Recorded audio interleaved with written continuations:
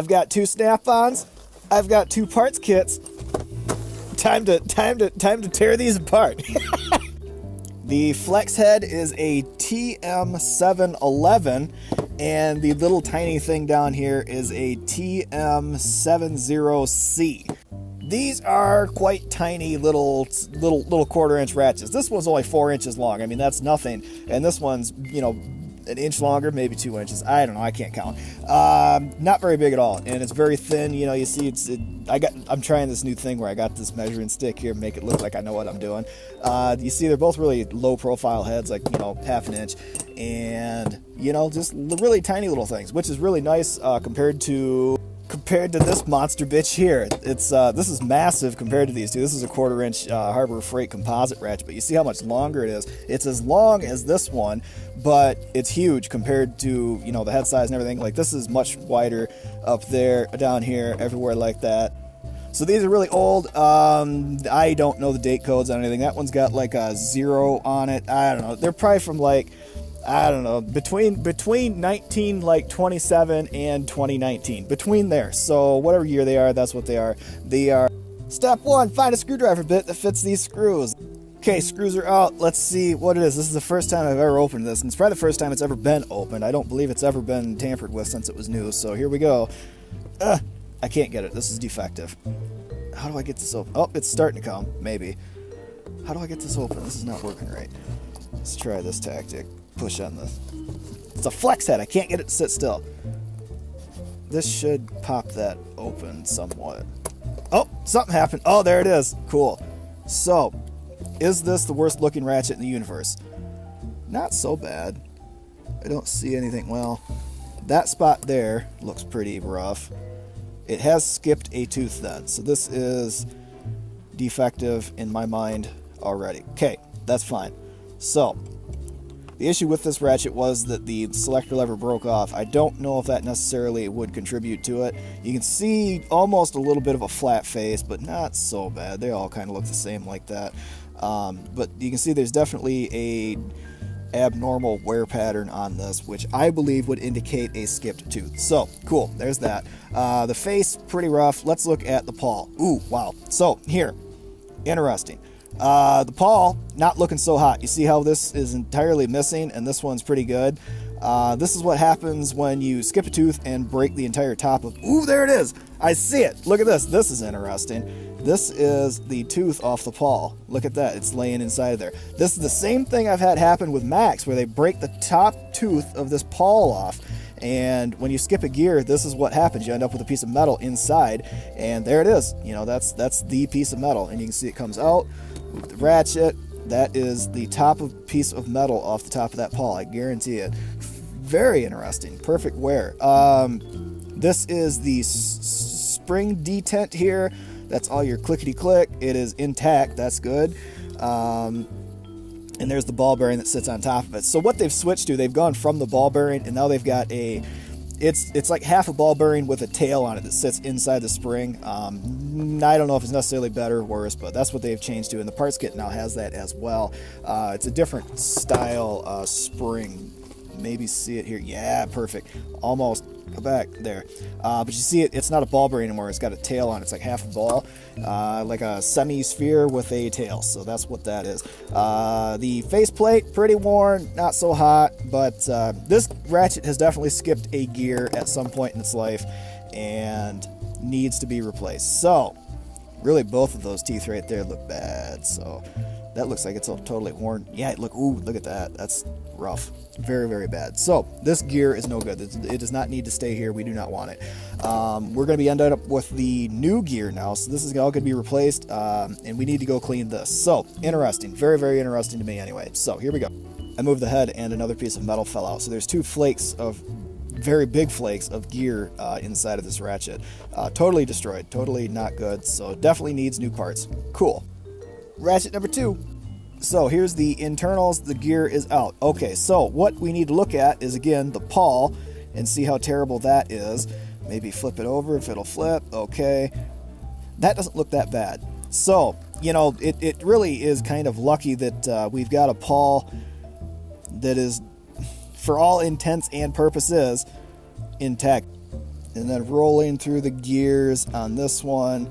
You know, this one was used a lot more, and you see the selector lever was a lot more worn, but it never chipped a tooth. None of the teeth on this look particularly bad. There was one that I saw that looked kind of funny, but other than that, it looks like right there's a little bit of wear. This camera's in focus.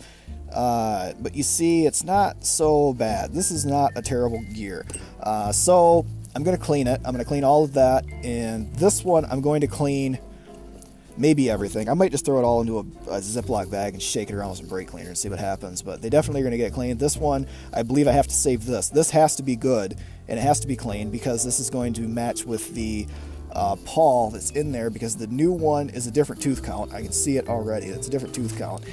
Just like the other SnapOn kit, you know, they don't have the same tooth count. They've switched to a higher tooth count in these old Ratchet repair kits for whatever reason, just so you can't have a Ratchet that was like new when you bought it. So these are going to go out and get cleaned out. All right, cleaning time. Woo!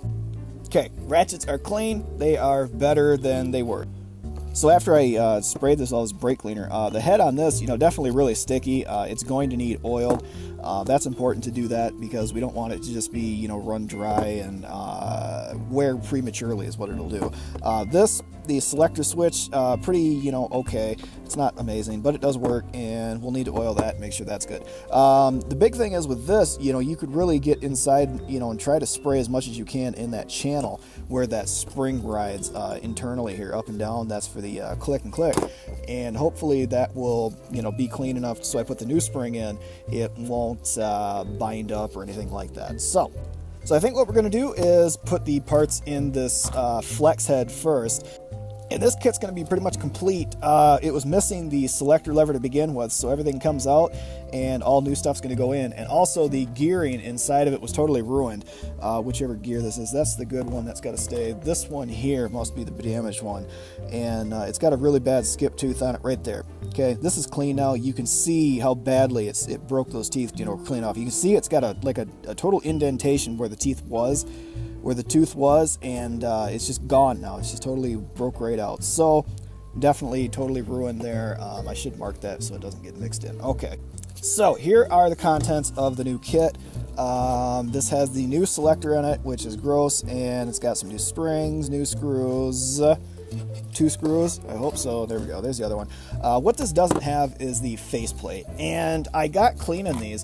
One of these faceplates is good, you know, it's got all the rating on it and everything, but this other one has no stamping on it. It has no lettering at all, and I almost wonder if this was a parts kit replacement from, you know, some day, and it didn't have the writing on it when they replaced it, because, you know, every Ratchet that I've seen that has a factory parts kit in it should have a faceplate that's got stamping on it. And the only thing I can think is maybe this one had a different parts kit in it. It might have been a third-party one at some point, and that's why the lever broke off, because it was a cheap one. So I don't know if that came with words on it to begin with, or if this is a rare, super collectible one that missed its stamping. So who knows? SnapOn, I don't know. So to prepare for this, there isn't really anything that I want to do. I need to put the spring in first and make sure the channel inside is going to be okay to use, because it's possible that this has been sitting around so long that it might have stuff built up in that channel and the spring may not go into it. So let's find out. So this is how far it's sitting out in the channel, and it's kind of a lot farther than I thought it would be. And I pushed this in and immediately almost lost it, so I don't want to do that again, but it does press down enough that I should be okay to use it. So next thing, the pawl has to go on top of that, and that's this part here, and it'll be the next thing to go in. This is a different design than having a ball bearing. So if you have just a plain ball bearing, it's very difficult to get the ball bearing to sit in there and put the pawl in at the same time, because the ball bearing just falls out, and typically they fall through that hole there. All the Macs, that's what they all are. They have a ball bearing and it just falls out, and it's so hard to put them together. So maybe this is an easier way to do things. I don't know about durability or anything like that, because a ball bearing can roll around when it's on top of that spring, and it typically won't wear in any one fixed position. So this will, and it will be a sacrificial bearing that does see wear. So this thing is really hard to get in. This has got to be inside here, and you got to almost press it all the way down to get the pawl to slide in, because it wants to push this towards the front, and it doesn't go in because it's got that tail on it. It's really hard to get that in. I may need a tactic for this. The problem is this pawl doesn't slide down. Like this is so, curved over, like this pawl won't slide back. It's like you would think you would just slide it in and it would go in, but you have to have this pressed back for this to go directly down. And short of making a sleeve bearing, I don't think that's possible. And I think I'm going to try making a sleeve bearing with a piece of cardboard or like a piece of paper or something, because this is just not easy. That was awful. You have to have that thing, you have to push it down with the tip of the screwdriver and just kind of wedge that in there. And the second you let it go, it pops up or it falls out or anything, and then this just pops right out of the slot. That took like 15 minutes screwing around to do that. That was awful. And then the selector lever, if you put it in, you have to punch that down or it just falls out. So anytime you pick this up or flip it around, it just falls out. So I super glued it in there. So this is going to get the new tooth count dealio here, new gear. That just sits in there. That's it. Cool. Turns like that. So that's it. That's pretty much it. Boy, that is really hard to turn. I wonder if it's because that super glued in pawl. That probably doesn't help. Fixed head ratchet, still pretty rough inside. It didn't get perfect, not at all. That has the nice faceplate though. It's really weird the other one doesn't have the nice faceplate on it. I don't know why that is. So what do I need to do? We're going to be putting some old parts into this one. I marked this one with yellow marker. It is no good. This is the correct gear for this. So this is going to go inside here. Cool. This needs to be oiled badly. Very, very badly. Because you can't run this without oil. It'll completely destroy it. So we need to do that. Ratchet number 2. Fixed head ratchet. Still pretty rough inside. It didn't get perfect. Not at all. That has the nice faceplate though. It's really weird the other one doesn't have the nice faceplate on it. I don't know why that is. So what do I need to do? We're going to be putting some old parts into this one. I marked this one with yellow marker. It is no good. This is the correct gear for this. So this is going to go inside here. Cool. This needs to be oiled badly. Very, very badly. Because you can't run this without oil. It'll completely destroy it. So we need to do that. This is what I used on the other Snap-on, the 3/8 ratchet. Really, really old 3-in-1 oil. This is like yellow colored. It's so nasty. It's probably rusted inside the can. It's just old garbage 3-in-1 oil. But I'll tell you what, this is completely different from new 3-in-1 oil. It's not the same stuff. People say, oh, 3-in-1 oil. It's not. It's totally different stuff. Like this is new 3-in-1 oil, and it comes out, it's so thin. It's just, the new stuff is just really, really thin. I don't see anything on it that says like, I don't know. The old stuff says 30 weight on it. So, here, SAE 20 motor oil. Maybe this is different stuff. Maybe it's just 3-in-1 brand, but either way, this is really good stuff. And so I put some oil on this. This does not have much oil on it at all, but I just turned this and it's a billion times better. It's so much better just having some oil on it. You can hear the static friction is almost completely gone when you have, a nice coating of good oil on it. And having the correct oil makes a huge difference too, because if this was really, some kind of oil with a different shear point, this would still feel like it's dry. Like the new 3-in-1 oil, it makes your ratchets still feel like they're dry because it just doesn't have the right properties. I don't know how to explain it, but it's not the correct stuff for using inside ratchets. It's just not good. It still feels like they haven't got any oil in them. So this ratchet, really, just that little bit of oil, that's all I'm really going to do to it. I don't really want to put a whole ton in it. It'll just attract dust and dirt, and this is a very open ratchet. It's not going to be ever sealed for anything. Everything you touch is going to get inside this ratchet, so it's not great to put a bunch of oil in it because it'll just hold dirt and everything else. So very light coating of oil in that. So this old ratchet, I'm going to put the old screws in it so I don't have to open the other parts kit.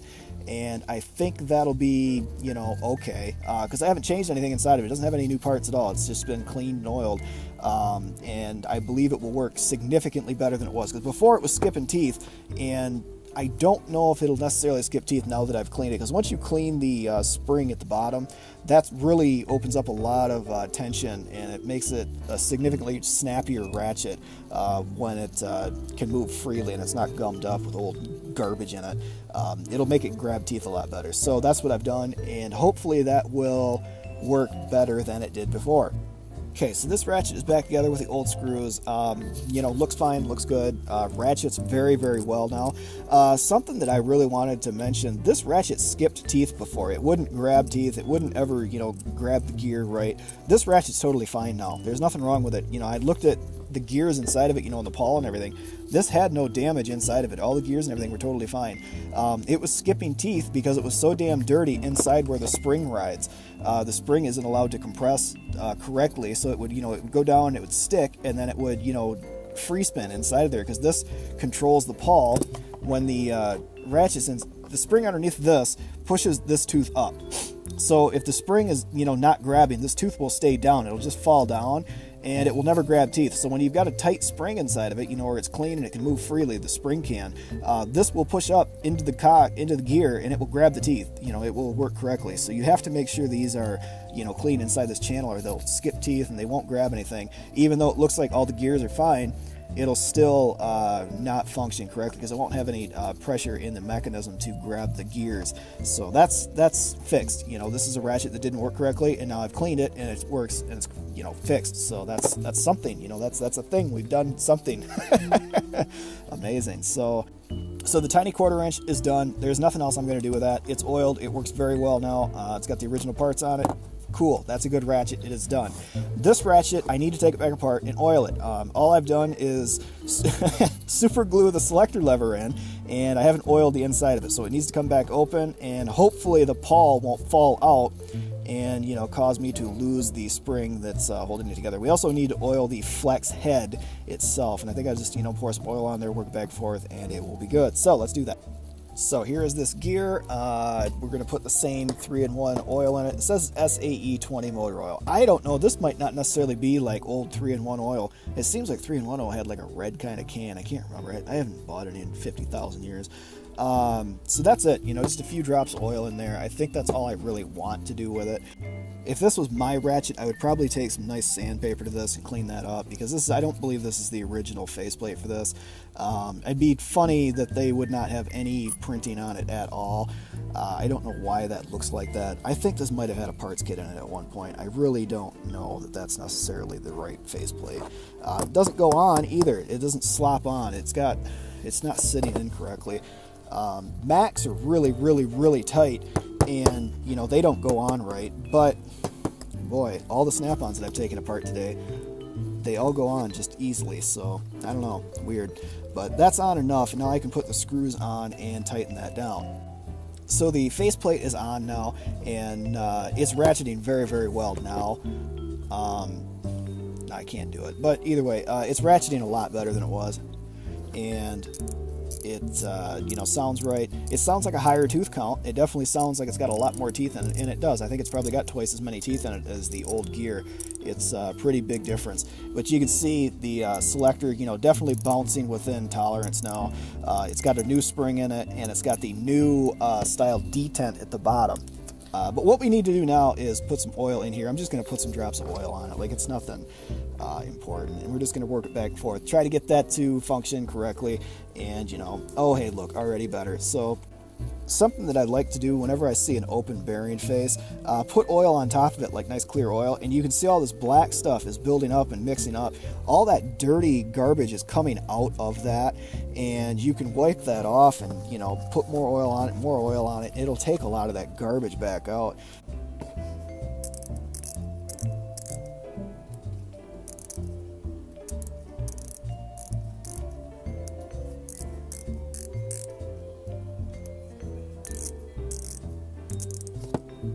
So these ratchets are pretty much done, ready to go. This one's been oiled, cleaned, got all new parts inside of it. This other one here has been cleaned and works correctly. It was skipping teeth before, we cleaned it, now it works the way it's supposed to. So hey, that's accomplishing something for the day.